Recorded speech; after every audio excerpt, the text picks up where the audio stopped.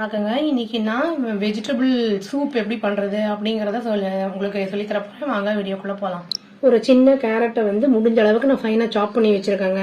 ரெண்டு பீன்ஸை கட் பண்ணி வச்சிருக்கேன். அதே மாதிரி வேணும்னா நீங்க கேபேஜ் கூட போட்டுக்கலாம். நான் கேபேஜ் இல்லாதனால போடல. அப்புறம் ரெண்டு பல்லு பூண்டு வந்து நல்லா அதையும் வந்து சாப் பண்ணி வச்சிருக்கேன். அப்புறம் பெப்பர், மிளகு வந்து கொஞ்சம் பொடிச்சு வச்சது எடுத்திருக்கேன்.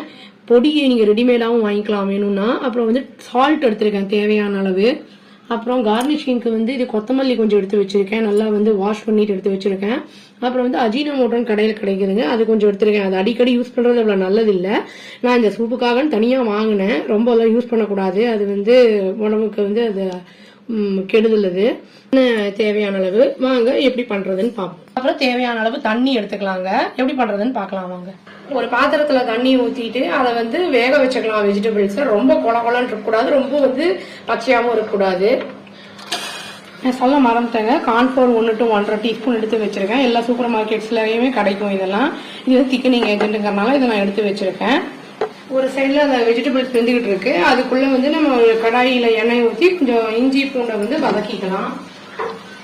வெந்துருச்சுங்க, இப்போ நல்லா வதங்கிடுச்சு. இப்போ காய் வெந்துருச்சுங்க. அந்த காய் வந்து உங்களுக்கு கலர் சேஞ்ச் ஆயிருக்கும். அதை வந்து இதுல தூக்கி மிக்ஸ் பண்ணி போட்டுடலாம். தண்ணியாவே இருக்கட்டும், லேசா கொதிக்கிட்டோங்க. இதுலயும் கொஞ்சம் வேகும். அது கார்ன்ஃபிளவர் போடும்போது திக்காகும், அதனால கொஞ்சம் தண்ணியா இருக்கிறதே நல்லது.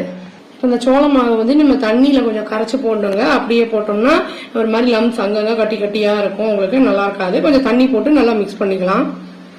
இப்போ போட்டுடலாங்க. கிண்டி விட்டுக்கிட்டு இருக்கணும், இல்லைன்னா அது வந்து ஒரு மாதிரி கட்டியா போயிடும்.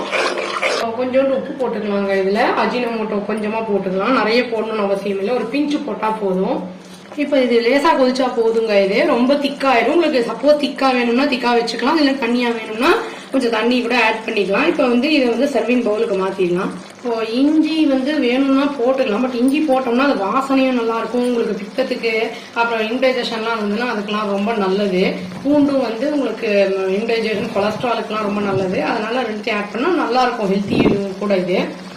இப்போ கடைசியில பெப்பர் தூவி விட்டுக்கலாங்க. சப்போஸ் எக்ஸ்ட்ரா வேணும்னா நீங்க வந்து நிறைய கூட போட்டுக்கலாம். நல்லா மிக்ஸ் பண்ணி சாப்பிடணும். இது பெஸ்ட் அப்ளிகேட்டரா இருக்கும். உங்களுக்கு பசியெல்லாம் நல்லா எடுக்கும், ஹெல்த்தியாகவும் இருக்கும். இந்த வேக வச்ச தண்ணியை நான் கொட்டலைங்க, அதை வந்து சூப்புக்கே நான் யூஸ் பண்ணிட்டேன். அவ்வளோதாங்க. இது சிம்பிளான ரெசிபி தான், ரொம்ப கஷ்டம்லாம் கிடையாது. வெஜிடபிள்ஸ் இந்த மாதிரி பண்ணி கொடுத்தா குழந்தைங்க விரும்பி சாப்பிடுவாங்க. Thank you. Please do like, share and subscribe our channel and click the bell icon and click the all option. Thank you.